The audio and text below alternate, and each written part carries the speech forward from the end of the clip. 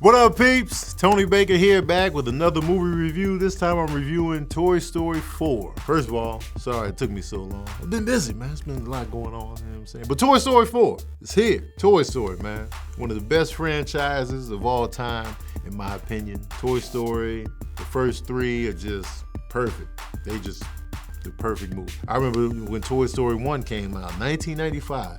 I watched it. I think I took my nephew or something like that. I was blown away by how good it was. I was like, yo, this is really dope.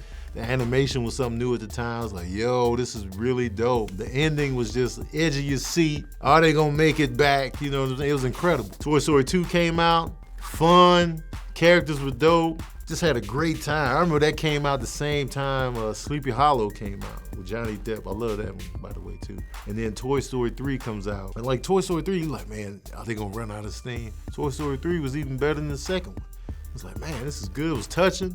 Eyeballs were sweating. I was like, oh man, they had the dope villain in there.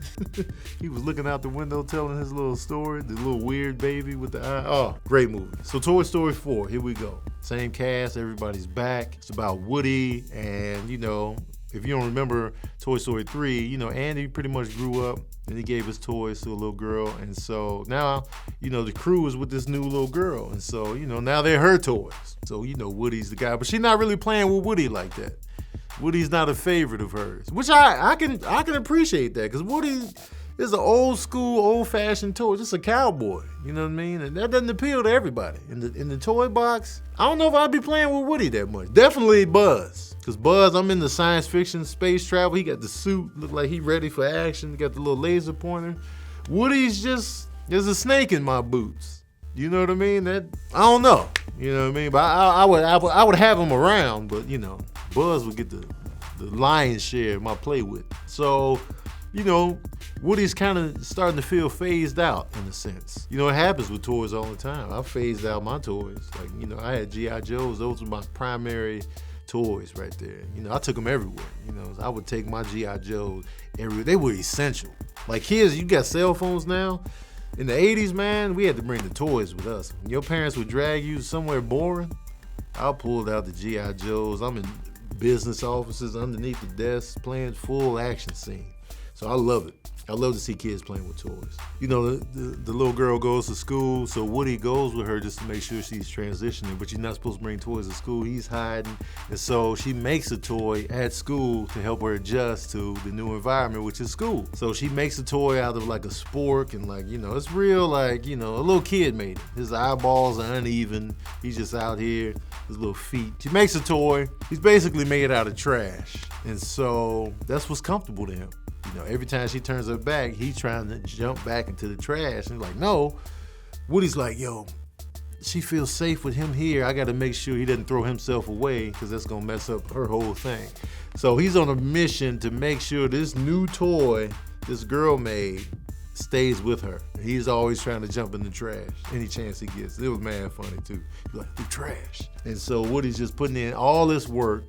It's pretty much unrewarded, because she's pretty much ignoring Woody the whole time. And so they go on this whole mission. He jumps out of the thing, so now he's in the streets.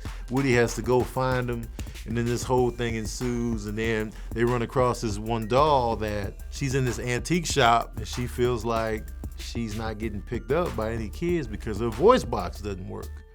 And so she sees Woody with the string, and it still works. So now she's like, I want that voice box. So it's kind of creepy. So, you know, you got that, and she's got these little weird looking dummy toys, creepy, that works for her. So that's pretty much the villain of the movie. One of the takeaways from Toy Story is just how at home I feel with the characters. To hear Tom Hanks and Tim Allen as Woody and Buzz, it's just warm, man. It's been so long, it feels like part of the family. And I'm just like, you know, they just put you at ease. If you're going through anything, just put Toy Story on, man. They make you feel better about life. It's like you got your own toys right there. Another takeaway is these toys are in great condition. Okay, like real life toys, they get wear and tear, the paint rubs off, they break. Woody and Buzz and the whole crew, they are in great condition. Like, man, what kind of kids are these? Because kids be throwing the toys on the kitchen floor. They get dusty, dirty. They get drawn on with some rain. These kids are really taking care of these toys. And that, to me, that's not really that accurate. You know, they be getting chewed on by pets and like, you know, pieces missing. None of that's the case here. And like, you know, by this time, Woody would have lost his snake in my boots voice. He just, there's a snake in my boots. It would have been creepy at this point. Like, there's a snake in my boots. Like the kids are scared of it. They done threw Woody out the window. This is what would happen in real life. But, you know, shout out to them for taking care of these toys like this as kids. So it was dope seeing the transition of like Woody and where he was in his life and like, you know, the connection he had with Bo as he calls her. She had to leave, so he's dealing with that kind of disconnect. And so it's really just like a coming of age story about Woody. Like, man, you know, I'm out here, I'm still doing this. He's kind of like Danny Glover in Lethal Weapon in a sense. I'm too old for this shit, but he doesn't really say that because it's Toy Story. But that's pretty much where he is. And he's still working hard, but now he's not reaping the reward. It's just like, I'm too old for this. You know what I mean? And you kind of feel it. I'm like, man, Woody, sorry you're going through that. Pixar does it again, man. Did I like it as much as the other ones? I would say Toy Story 4 is probably my third favorite.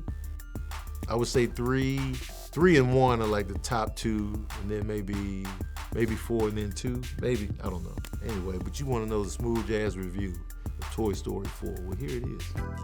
Oh, yeah. I'm giving Toy Story 4 saxophones out of 5. Oh, and I forgot to mention, man, Keanu Reeves was in this thing. He did his thing up in here, man. Great cast.